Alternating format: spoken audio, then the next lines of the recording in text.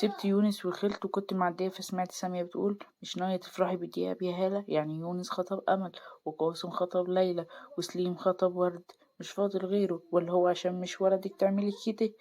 ايه الحديث الماسخ ده يا سامية؟ وانا من امتى بفرق بين دياب واخواته؟ نادية الله يرحمها كانت موصياني عليه، ولحد دلوقتي عمري ما قصرت معاه في حاجة.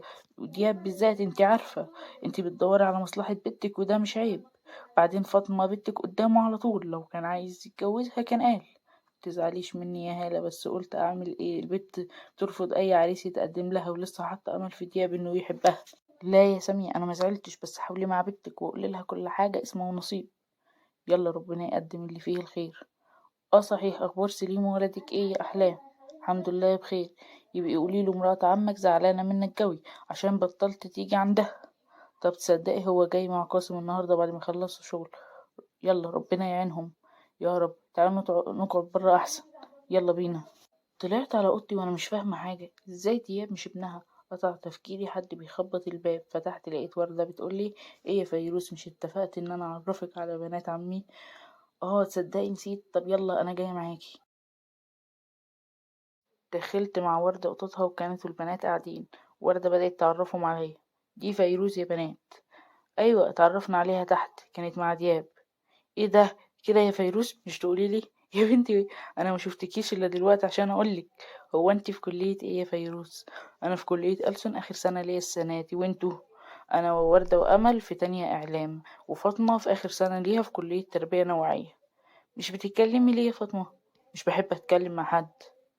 حسيت بالاحراج قوي ساعتها. وردة بصيت لها بضيق. قلت لهم فجأة: عن اذنكم انا رايحة اوضتي. خليكي يا فيروز، احنا عايزين نتكلم معاكي اكتر. اه يا ريت، قعدتك حلوة خالص. معلش انا تعبانة شوية وعايزة انام مرة تانية ان شاء الله. عن اذنكم. وخرجت وانا مش قادرة امسك نفسي من العياط. وقابلت يونس. يونس وهو شايف دموعي: في ايه يا فيروز مالك؟ لا مفيش، بس في حاجة دخلت في عيني. عن إذنك أنا رايحة أوضتي. بعدين افتكرت الكلام اللي سامية قالته: يونس أنا كنت عايزة أتكلم معاك لو ما عندكش مانع. لا طبعا أكيد ما عنديش مانع، اسبقيني على الجنينة وأنا هعمل نسكافيه وأحصلك. تمام. رحت قعدت في الجنينة، وبعد فترة يونس جه ومعاه 2 نسكافيه. يونس بهزار: اتفضلي يا ستي، عملت ليكي كوبايتين معايا، بس ما تتعوديش على كده. خلاص يا عم انت هتذلني؟ يا ستي خلاص مش هذلك. المهم كنت عايزاني في ايه؟ هو سؤال بخصوص دياب. ماله دياب؟ هو دياب اخوك؟ ايوه اخويا، بس انتي ليه بتسألي السؤال ده؟ اصلا انا كنت رايحه اوضتي فسمعت طنط ساميه بتقول لماما هاله ان هي مش راضيه تتجوزه عشان هو مش ابنها. بصي، دياب اخويا من الاب بس، اما اخواتي من الاب والام هما قاسم وورد. بس احنا عمرنا ما حسينا ان اخونا من الاب بس. خالتي نادية الله يرحمها ماتت، ودياب كان وقتها عنده 9 سنين. ماتت وهو في حضنها. عشان كده تلاقي دياب اغلب الوقت ساكت ما بيتكلمش. وهي وصت امي على دياب، ومن ساعتها امي مش بتفرق دياب عننا. ربنا يصبره. قال قولي صحيح، ايه حكاية اسطبل الخيل ده؟ دياب كان كل ما نعمل حاجة غلط يخلينا ننضف اسطبل الخيل كله لوحدنا، انا وقاسم، من غير الشغالين اللي هناك. وكان بيقف علينا يراقب الشغل.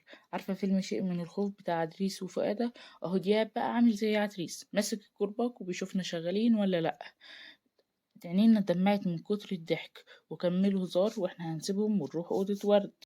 أمل قالت: حرام عليك يا فاطمة، أحرجت البت. ما تبقاش فاطمة لو ما عملتش كده. والله كلكم جايين عليا. هي واحدة مش محترمة أصلا.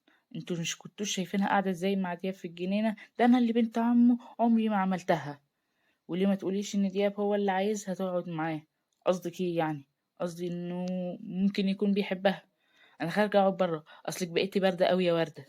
فاطمة خرجت على البلكونة وهي بتتوعد لفيروز. عملت مكالمة وبتقول: أيوة يا بنتي يا تهاني، اللي هقولك عليه ده تعمليه بالحرف الواحد. وحكت لها الخطة. فهمت يا بت؟ الفلوس ابعتي حد يجي ياخدها. أنا قاعدة في بيت عمي عثمان، بس يجي من الباب الوراني. قفلت مع تهاني وهي ابتسمت ابتسامة شر. عند فيروز: هي الساعة كام دلوقتي؟ الساعة 2:30. طبعا إذنك أنا هروح أوضتي. اتفضلي. صح، دياب قال لوردة إنها تطلع الشنطة بتاعتك الأوضة، بس يمكن وردة نسيت ما تقولك. ممكن تكون نسيت. أنا هروح بقى عشان أرتب الهدوم في الدولاب. طبعا اتفضلي. طلعت على اوضتي وبدأت ارتب الدولاب. لقيت حد بيخبط. فتحت لقيت ليلى وبتقولي: تعالي يا فيروز صلي معانا. حاضر، بس ايه؟ انا مش معايا اسدال يا ستي، ما تشيليش هم الاسدال معانا زيادة. طب يلا بينا. ورحت مع ليلى أوضة ورد. وأمل ادتني إسدال زيادة، بس اتفاجئت إن فاطمة مش موجودة وقلت هي فين فاطمة؟ مش عارفين والله راحت فين، تعالوا نصلي احنا يلا بينا. وبدأنا نصلي، وبعد ما خلصنا صلاة كلهم قلعوا الإسدال ما عدا أنا. وقفت أبص على شكلي في المراية بالحجاب وإن أنا شكلي متغير خالص. أمل قالت لي شكلك حلو خالص بالحجاب. عندك حق، هو هنا في محلات هدوم؟ أيوة فيه. طب ايه رأيكم تيجوا معايا في يوم، أصل عايزة اشتري هدوم. تمام احنا موافقين. فجأة سمعنا صوت عالي تحت، رحنا طلعنا على الشباك عشان نشوف في ايه في الجنينة.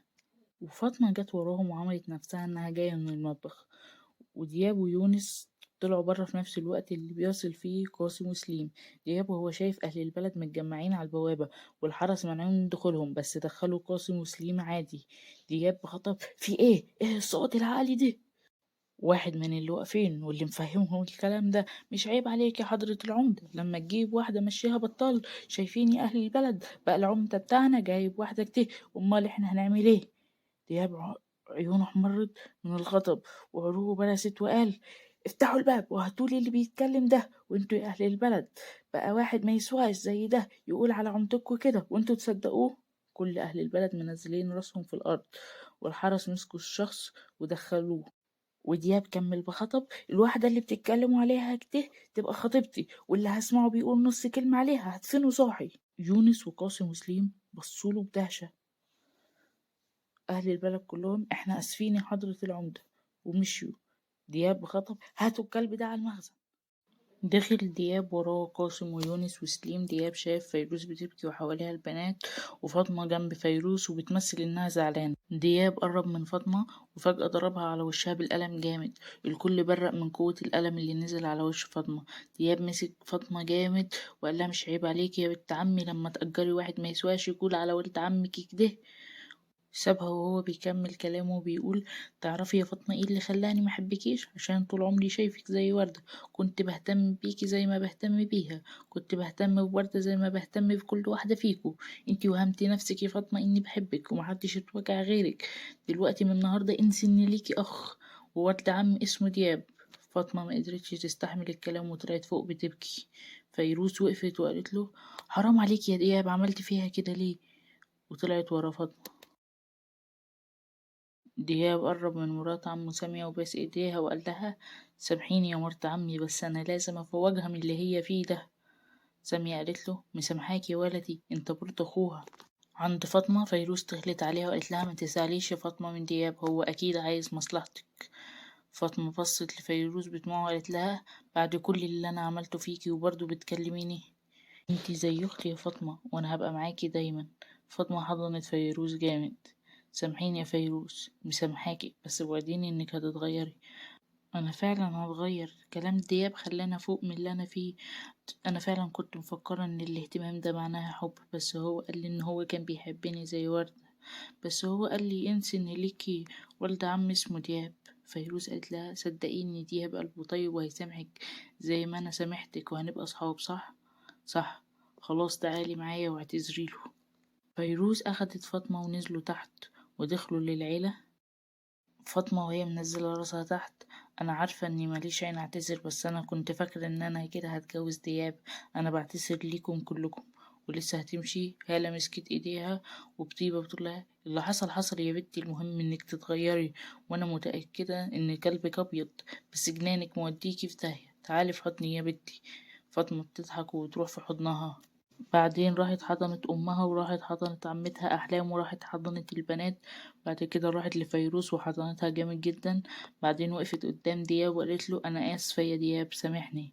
دياب قال لها المهم إنك تتغيري يا فاطمة، وإن إذا كان عليا فتعالي في حضن أخوكي. اتفاجئت وراحت في حضنه وبتقول له بدموع أنت أحسن أخ في الدنيا يا دياب. دياب بهزار يا بنتي أنت أختي يعني كان لازم أضربك بالقلم عشان تفوقي. كلهم قعدوا يضحكوا. سليم بهزار يعني اليوم اللي اجي فيه يحصل فيه كده ده انتوا عيلة فقرية. قاسم بضحك احنا اللي عيلة فقرية ولا انت اللي نحس؟ هالة انت تسكت خالص يا سليم بقى يا واد ما تجيش بيت عمك. سليم باعتذار معلش يا مرات عمي، المهم اني جيت بس القعدة عندكم حلوة قوي. قصده على وردة. يونس فهم وقال له بهمس اتلم ياض بدل ما اقول لي دياب. سليم بهمس يا عم اختك خطيبتي هو انا شقيتها؟ قاسم انتوا بتقولوا ايه؟ يونس خليك في حالك انت بس. هالة تعالوا بما إننا متجمعين كلنا يلا نروح ناكله. في فيلة والد فيروز. سالم يعني هتكون راحت فين؟ عبير والله علمك شوف بنتك قليلة الرباية راحت فين. فعلا أمها ملحقتش حتى تربيها. سالم مش وقته الكلام ده، أنا هتصل بجمال أخليه يجي دلوقتي ويشوف معانا حل للمصيبة دي. عفاف الخدامة دخلت عليهم قطعت كلامهم وقالت جمال بيه بره يا سليم بيه. سليم دخليه بسرعة أنا كده كده كنت عايزه. حاضر يا بيه. وطلعت عفاف بعدها بشوية دخل جمال. جمال قال لهم عاجبك اللي عملته بنتك المحترمة دي؟ سالم وطي صوتك وتعالى نفكر هنعمل ايه في المصيبة دي. جمال انا دورت عليها عند اصحابها كلهم محدش يعرف حتى هي راحت فين، والنهاردة كمان ما راحتش الجامعة بتاعتها. عبير يعني هتكون الارض اتشقت وبلعتها. جمال انا مش عارف ممكن تكون راحت فين، بس انا هفضل مراقب الكلية بتاعتها واصحابها، قالوا لو حد عرف فيهم حاجة هيبلغني على طول. هند طب ما تعملوا اعلان عنها في الجرايد انها مختفية. سالم برفض لا طبعا، لان سمعتي هتبوظ ويقولوا ان هي هربت. عبيري هي مش دي الحقيقة؟ سالم ايوه هي دي الحقيقة بس محدش يعرف حاجة، ولا عايزين حد يعرف؟ عبير يعني بعد اللي عملته كل ده وانت برضو بتدافع عنها؟ سالم انا عمري ما دافعت عنها، كنت دايما بفضلك انت وبنتك عليها، كان المفروض ان ابقى ليها الحاجة اللي تسند عليها واعوضها عن حنان الام اللي معشتهوش، لكن انا ما عملتش كده، معرفتش قيمتها غير بعد ما ضاعت مني. انا رايح فوق لاني تعبان ومش قادر. طلع سالم فوق وجمال راح قعد مكانه. عبير ها هتعمل ايه يا جمال؟ هتسيب البت كده وكل اللي احنا عملناه يضيع؟ جمال والله ما انا سايبها في حالها، لازم اجيبها تحت رجلي. هند هتعمل ايه يعني؟ جمال ما تخافيش انا مرتب كل حاجة وسايب عيون ليها في الكلية، واول ما تظهر هجيبها ومضيها على بيع المصنع. وكمل في سره وقال وهاخد اللي انا عايزه. فاق على صوت عبير بتقول جدع يا جمال. جمال بس ما تنسيش هاخد نص المصنع. عبير اللي انت عايزه هديهولك. جمال بطمع كده اتفقنا. عند فيروز ودياب كانوا قاعدين بعد ما خلصوا اكل. فيروز قالت ماما هلا انا قلت لدياب اني هروح الكليه بكره وهو ما اعترضش. دياب انا موافق عشان قلت هتروحي بحراسه. فيروز ايه ده هو انت لسه فاكر؟ دياب ايوه انا قلت هتروحي يبقى بحراسه، مفيش حراسه يبقى مفيش روحان. فيروز خلاص حراسه حراسه. دياب ايوه كده. انا كلمت الحرس عندي في الشركه وبكره الصبح هتلاقيهم عند البوابه. فيروز بصت للبنات وقالت لهم هو انتوا مش بتروحوا ليه؟ فاطمة لا انا كنت واخدة كام يوم اجازة بس عشان كان في محاضرات لسه مخلصتهاش واروح بكرة، انما امل وورد وليلى لسه مخلصوش محاضراتهم. فيروز هو انتوا كلية ايه اصلا؟ امل احنا كلنا في كلية سوهاج نفسها. فيروز ممكن يا تياب بعد الكلية بتاعتي نروح المول، اصل عايزة اشتري شوية هدوم واسعة وكده هوت عشان هتحجب. هالة ربنا يهديك يا بنتي. فيروز يا رب يا ماما هالة. دياب ماشي انا ما عنديش مانع بس تيجي على الاسرع الاول. فيروز انا كده كده كنت هعمل كده هو عشان اخد البنات معايا. دياب خلاص تمام ما عنديش اي مشكلة. فيروز هو انا ممكن اتكلم معاك في الجنينة؟ دياب ايوه طبعا. يلا بينا. وقاموا راحوا على الجنينة. في الجنينة فيروز قالت لدياب هو انت عرفت الحقيقة ازاي؟ دياب قال لها احكيلك. بعد ما اخدوا الراجل على المخزن انا رحت وقلت له هتنتج ولا خلي الرجالة يقوموا معاك بالواجب مع ان مفيش في وشك حتة سليمة. وقاسم قال له ما قلت لك سيبهولي وانا وسليم هنربيهولك في الاسم. الراجل قال لا لا لا يا بيه والله هقول لكم في بنت اسمها تهاني اللي بتنظف البيوت دي هي اللي قالت لي اعمل كده والله. قلت ليونس خلي الرجالة يجيبوها دلوقتي. بعد فترة الرجالة فعلا جاوبوا تهاني. قلت لها انا مش بمد ايدي على ست، فاحسن لك قوليلي لحسن اخليكي تقوليلي بقلة الادب. تهاني بخوف قالت لي حاضر حاضر يا حضرة العمدة. فاطمة بنت عمك هي اللي قالت لي اعمل لك ده وادتني فلوس من الباب اللي ورا. وبعد ما عرفت واتصدمت قلت لها قسما عصما لو في حد من اهل البلد عرف الكلام ده لهدفنك وانت صاحيه. قالت لي بخوف فاهمه يا حضرة العمدة. بس يا ستي هي دي كل الحكايه. فيروز بابتسامه انا مش عارفه اشكرك ازاي على اللي انت عملته معايا. دياب لا ما تشكرنيش انا ما عملتش غير الواجب. عن اذنك بقى هروح انام عشان اصحى بدري. اتفضلي. فيروز مشيت وهو يبص على اثرها.